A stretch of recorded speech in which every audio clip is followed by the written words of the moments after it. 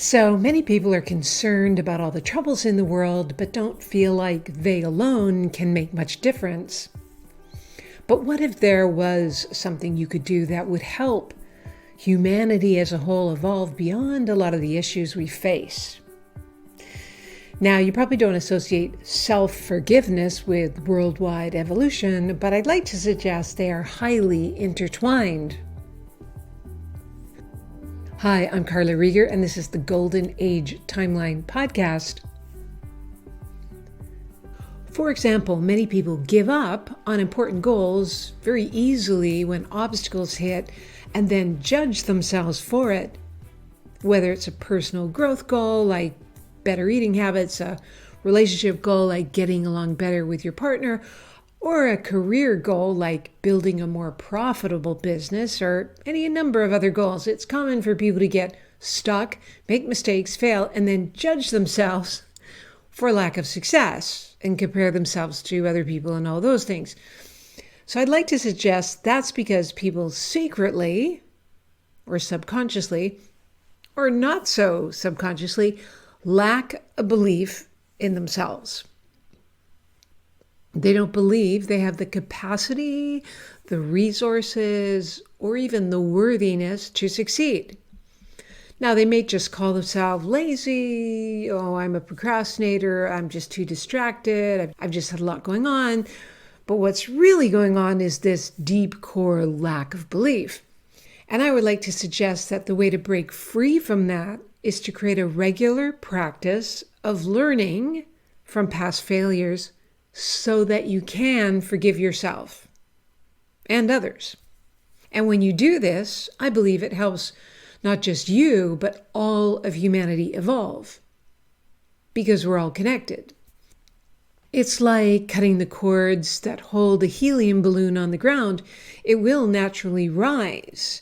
You will naturally rise, and humanity will naturally ascend when not held down by these judgments of yourself and others. Now, this isn't to say that you let yourself or others take actions that are harmful or not helpful or not constructive, but there's this weird myth that if you keep judging yourself or keep judging others, that somehow this will make sure it doesn't happen again, but actually that makes it happen again. So this self-forgiveness thing also tends to lead to forgiveness of others. And this is one of the most powerful coaching tools I've ever used with people and is a theme in our nonfiction book, MindStory Inner Coach, and in my fiction book, Heliotropus. And in this episode, we'll explore one powerful method for doing that you can use right away. So it's very practical. Now, there's this whole notion that if you do harm to another, or to yourself, or another person does harm to you, that somehow you build up maybe bad karma that must be paid back. Or maybe that's not your belief system, but maybe there's this sin that must be repented, or any other number of beliefs you can find around the world around what happens when you make mistakes, have failures, exercise bad judgment, do bad behavior. And of course, we've all been involved in doing those during our lives. You can't live this life and somehow be free of all that. So we all have to one degree or another. And I'd like to suggest that it might help to unpack those notions and relook at them from a different perspective. And if you still like and want those notions after exploring them, great. No problem. But sometimes we just pick these things up as children without that ability at the time to employ critical thinking. And then we live by them for the rest of our lives unless we have a practical way to consciously choose something different and reinforce that different way of being. Now, in the novel Heliotropus, one theme is the idea that humans who are living on the surface of the earth have chosen to be part of this third density or 3D inverted matrix. It's like signing up for a virtual reality game that's full of polarity and conflict and opposition and challenges and dangers and enslavement of the mind. And as a player of the game, you are tasked with the adventure of rising above the polarity towards a more unified living experience, where you're overcoming oppositions, learning from challenges, outwitting the dangers. But your game handicap is this mind enslavement and amnesia that you're not even in a game to begin with. So from a soul perspective, that could be true. We're going on this adventure, and your soul perspective is that you hope you grow as a person and then ascend to higher densities or higher frequencies and play another game that's more advanced and more interesting and less dense and hard and challenging and uncomfortable. A place where it's far easier, more harmonious, free, prosperous, peaceful, and more of all those good things that we say we want. Now, some people don't want to move to a world like that. They actually want to stay in the inverted 3D game and the intense challenges because it's more interesting, which is totally fine. It's all what a person at that soul level chooses at the time. But let's say you were ready for a new, higher level. And if you're listening to something like this, chances are you fit into that category. So if the game worked like that, you could look at mistakes or bad deeds made in the 3D inverted matrix as ways to learn. And the more you learned, the more likely you'd ascend to a higher frequency reality as a reward. So using this game theory, something like karma would be like a chip or a peg you earn or lose. You use the pegs during the game, but once you finish the game, the pegs or lack of pegs mean nothing.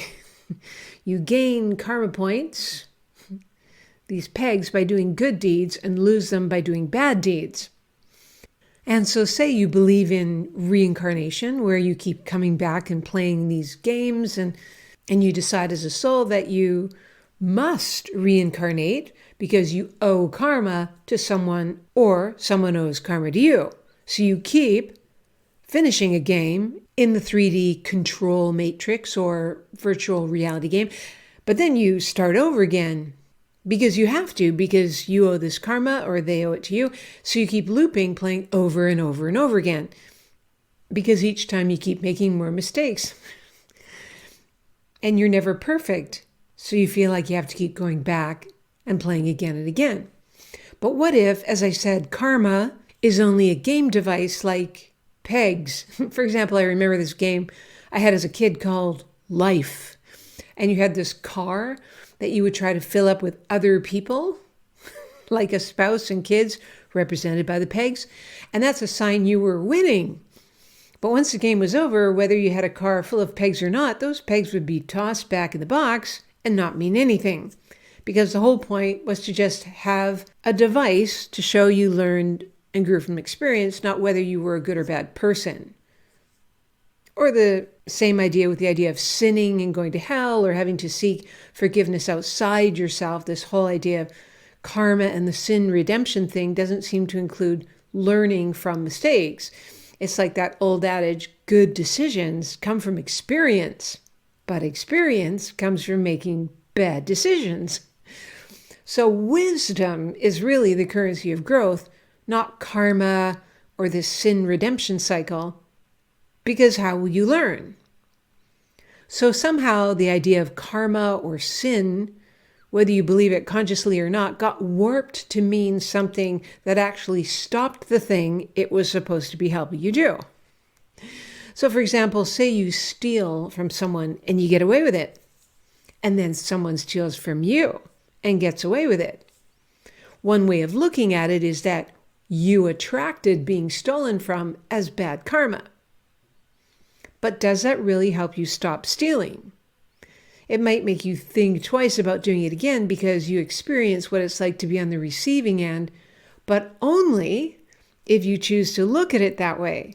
If you see it as an opportunity to learn, to grow, to act with more wisdom in the future, right? But usually people only do that if they forgive themselves first. If they don't, they tend to repeat the mistake or the bad action. Empathy for another often comes because of self-love. You have to care about yourself enough to do that, and self-forgiveness leads to that kind of self-worth and self-love.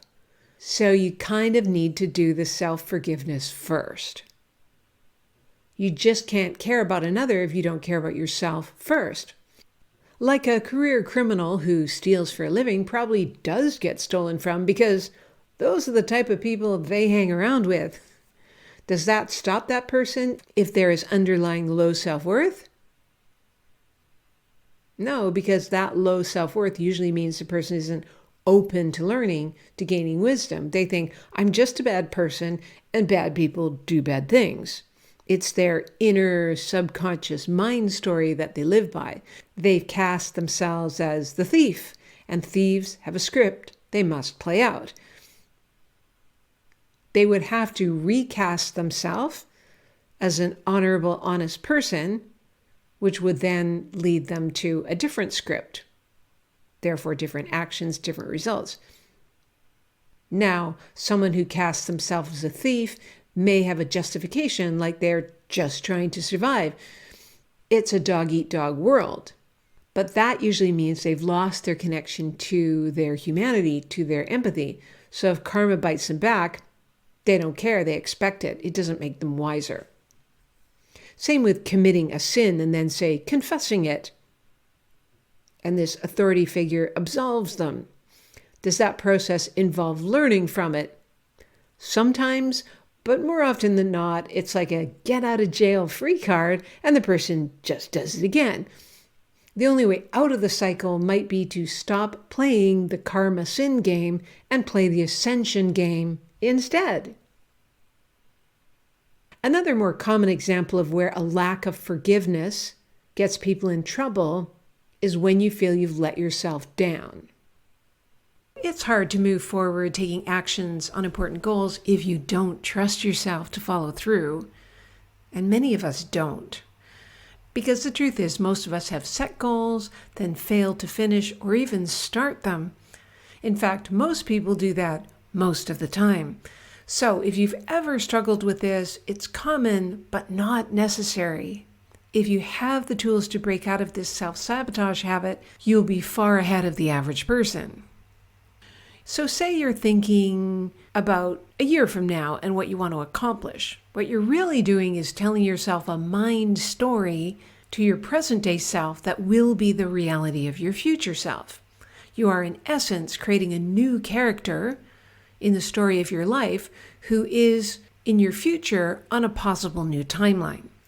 Now that might sound strange, but think about it. The future doesn't actually exist except in your mind. And you talk to your future self quite often.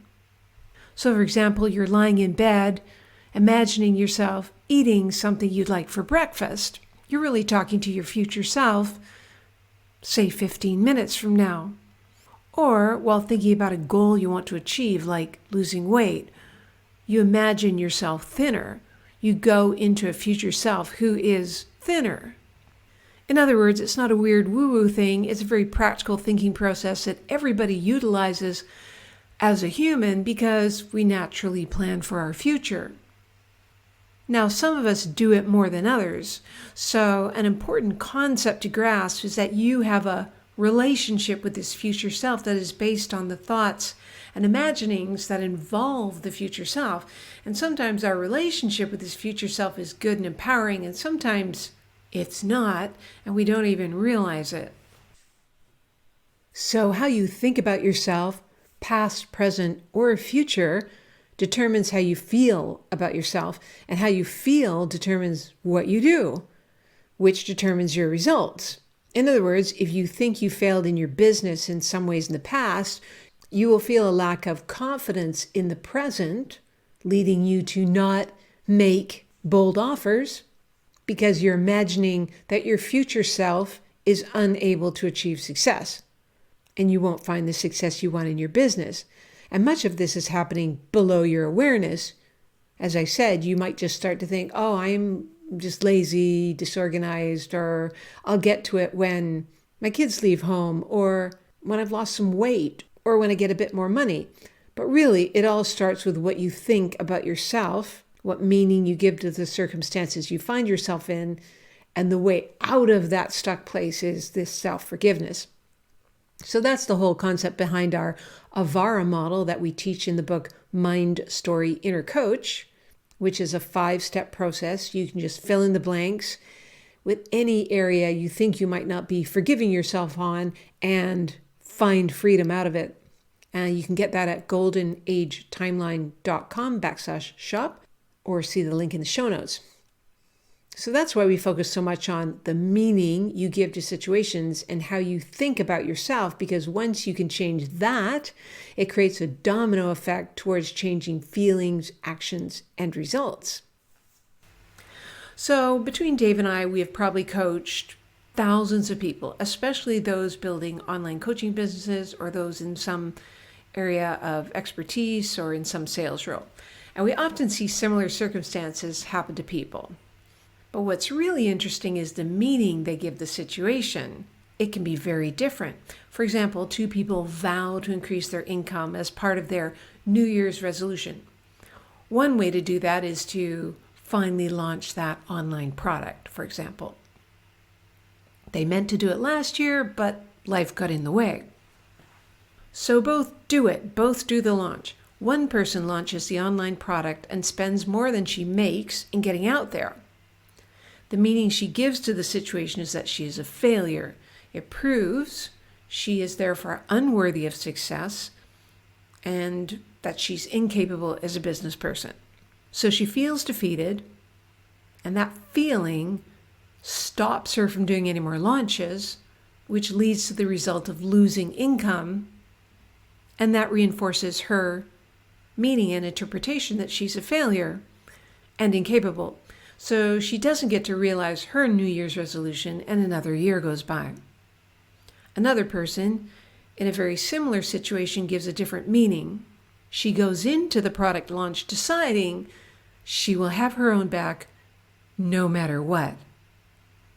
When she does lose money, instead of beating herself up, she forgives herself for any mistakes. And this act of self-compassion allows her brain to absorb the wisdom and learning, which she can then use to get better. She decides that trying the launch simply proves she is worthy of success, that she is capable as a business person because she takes these kinds of risks to grow. So she feels encouraged, which leads to the action of trying another launch, implementing what she learned from the first one. Eventually, some of her launches pay off, and so she gains income, and that reinforces her interpretation that she's a success. So in the end, she does get to realize her New Year's resolution that year. Now, of course, that's common wisdom to view failures as feedback on the way to success, but it's one thing to share it as a platitude and another to really analyze and deconstruct your own thinking processes that lead to results or lack of results in your life, having a method for doing that. And of course, I mentioned 2 extreme responses. Most people go back and forth on the scale of positive or negative interpretations of circumstances. And they do it many times over. But where do you land? Which perspective wins in terms of driving feelings, which drive actions and results? That's why it's so crucial to stop and really look at the meaning you're giving to situations. That's the linchpin. That's the key. Much of it happens, of course, at the subconscious level, unless you have a method of really looking at what's going on.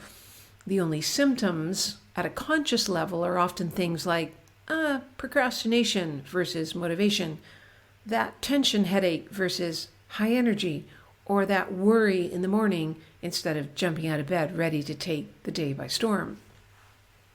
We often forget that these meanings are all arbitrary. We think that the thought, I'm a failure, is you just giving the facts of life. But it's just simply an opinion. It's just one of many ways you could look at any one situation, like a product launch that went the way it did. So give yourself the freedom of changing your mind, changing the meaning and the interpretation. Now you might say, well, that's easier said than done. And we do get caught up in well-worn train tracks of thinking, which I've talked about in other episodes. It is easier to think a certain way because you're well practiced at it. Many of us were taught very young that making any kind of mistake equals you are a failure as a person. And when you're young, you don't have the reasoning ability to go, hey, wait a minute, that doesn't make any sense. But you do now as an adult. And if you really look at the cost to not changing that train track of repetitive negative thinking, you'll buck up and allow some cognitive dissonance to happen. By that I mean, you're more willing to go through the discomfort of changing the train tracks.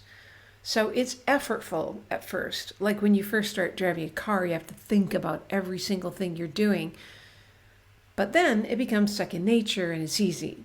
So you just need a way to keep focused regularly, as repetition is the king. And that's why we offer the MindStory Neuro-Blueprint audios to help people with that. More info on how to get some free samples of that at MindStoryAcademy.com, or look for that link in the show notes. So let's expand our relationship with your future self. Imagine him or her as someone, like a friend that you really care about.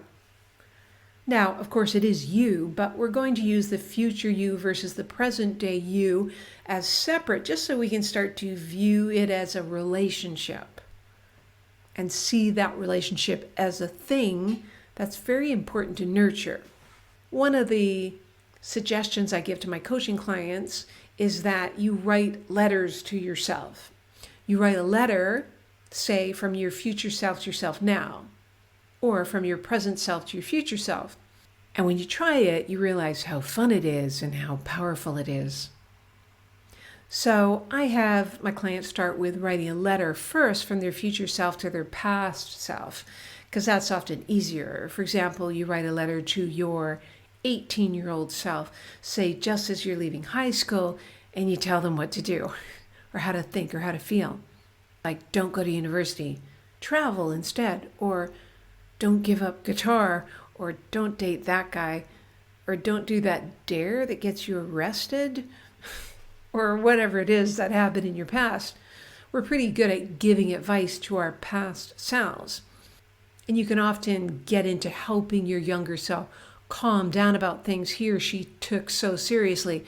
Your grades don't really matter that much, or what that group of friends think really doesn't matter, or that guy you like, you're never going to think about him again after you leave home.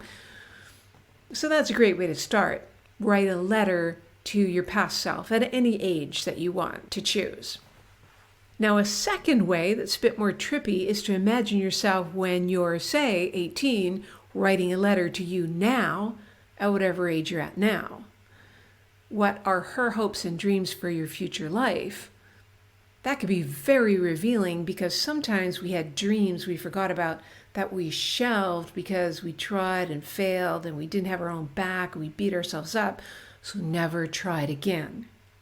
There it is, still burning back there in your 18-year-old self who hasn't been beaten down by the inevitable obstacles of life. For example, when I was 18, I wanted to travel the world, but my parents talked me into going to university. And I spent 7 years in university. And then I was full of student loan debt, and so I had to work to pay it off. And when I wrote a letter to myself from the age of 18 to the age of 41, I remembered that, and I decided to spend many years after that finally traveling the world. Then a third way to do it is to write a letter from the age you are now to an age in the future, say 10 years from now. I did that experiment about 10 years ago, and am now realizing what my past self wanted in many ways. In other words, I am my future self to myself 10 years ago. Cool, hey? You know that old saying, people tend to overestimate what can be done in 1 year, but underestimate what can be done in 10 years? Each year in January, I would list what I want to accomplish that year, And many of the things wouldn't have come to pass a year later when I looked at it. But I kept track of that list each year since 2010. But I have now accomplished at the end of 2020 about 80% of that list. And about 10% of that list, I'm glad never came to pass. And each of those things I accomplished, I can say with certainty that I did decide ahead of time to have my own back, going forward with the inevitable failures I would have to face to get there. I had to do, of course, self-forgiveness many times over. And that's why I got to accomplish those things. I think that was a huge reason. Now, the last 10%, I can say with 100% certainty that I did not have my own back going forward with the failures I had to face to get there. I did not forgive myself, so I gave up. It was all there in black and white. So the fourth way to do it is to ask your future self to write to you now. I've recently done that with my future self 10 years from now. So try that for yourself. So what is the month and year? Put that at the top of the page. Now, I know some people freak out thinking about how old they'll be. But your 18-year-old self never dreamed you'd be as old as you are now, right? Time marches on and it's never nearly as scary when you get there. If you create a relationship with that future self now, it has a far higher chance of getting realized than if you don't create that relationship. Now, if you think this is weird or have resistance, that's okay. I challenge you to just give it a try for 15 minutes and just see whether it works for you or not. This is one of the most practical and beneficial things you can do when it comes to really creating goals that can come to pass. So say you're 50 years old now, and in 10 years you'll be 60. What do you want this person to know, hear, see, do, take action on, stop doing, let go of, or realize? See what you come up with. Your relationship with yourself is the most important relationship in your life. Really, like how you treat yourself in any timeline, past, present, or future, how you talk to yourself, how you think about yourself is by far the most important relationship in your life. And I'm not saying being sort of a braggart and an egotist, because usually that comes from low self-esteem, ironically. I'm talking about the true self, the real core soul-based self that needs love to grow, right? Needs love in order to feel empowered, feel confident. And this is the biggest indicator of how much fulfillment you'll have in this life and how much success you'll have. Now, some people will tell you that paying attention to yourself and working on yourself like this is selfish or self-indulgent, but I believe they're wrong. The unexamined life is not worth living, as the old saying goes. I think it's one of the main reasons we're even here, not to navel gaze constantly, but to go back and forth between interacting in the world and then really meditating on it, examining your experiences and deciding how you want to interpret them. And if you're in any kind of influencing role, doing any kind of sales, coaching, speaking, educating, training, consulting, the better a person you are, the more you've worked on yourself, quite frankly, the better results you'll get for people, because you become a living bridge for what you're doing. People will mirror who you are much more than what you say, period. So we have to start with ourselves. And your imagination, which is the tool that you will be using to practice this exercise, is the most important tool for you to hone, because it's like your magic wand for manifestation. It determines your vision, which determines what your life becomes. You cannot give more of yourself if there's nothing of you to give, because you're not paying attention to yourself. It's like ignoring a plant, not watering it, and it dies. All that paying attention to myself and my growth, I'm so grateful for now, because my past self created this great life I'm currently living. Anything I have in my life now that I feel grateful for is because of my past self. I listened to my own advice. I took action. I'm so thankful, and that relationship is so good because of it. And if I didn't take some of that advice and wish I did, then I can have my own back. Forgive myself so I can learn from it and course correct. I say all this because some of us have bad relationships with our past selves and our future selves. We're beating ourselves up for the things we did in the past, and we're beating ourselves up for who we are now, and we're beating ourselves up for our future because we don't believe we'll amount to anything. But if you create an amazing relationship with yourself in all the timelines, so to speak, you can create an amazing life for yourself. If you really think about it, your past self set you straight in many areas of life. In my case, she started a business that's now fulfilling in many ways. She lost weight. She quit drinking. She took care of her health. She exercised and ate a good diet. So now I have a great life. I don't have to deal with the problems I would have if I didn't take her advice. Of course, it's often not just instant gratification. It is the long game. But the long games often pay off in a way that the short games never can. The best gifts that you have to give your future self are the often arduous or boring stuff right now.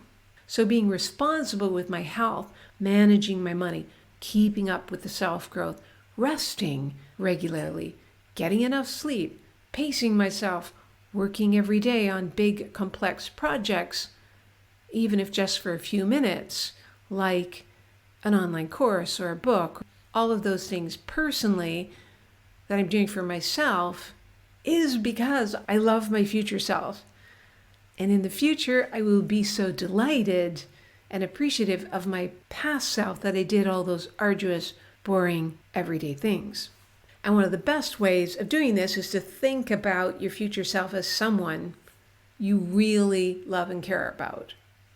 I say that because many people do to their future selves what they would never do to, say, a close friend. For example, saying that you're going to do something and then just not showing up. You would never just blow off your good friend and ignore an agreement you made with them. You would at least apologize, ask for forgiveness, renegotiate the agreement if circumstances change. But often we just make an agreement with ourselves and blow it off. So think about how your future self, your good friend, your cherished relationship would feel about that. Again, not to beat yourself up for not taking action, just forgive and renegotiate and reconnect with your love of that future self. What many people do is think, well, that's 10 years from now. That's a long way away. It won't really matter. But it does at the profoundest level you can ever imagine. So try writing these letters to build that relationship, to build the love and commitment. That's what does it. That focus of attention and imagination.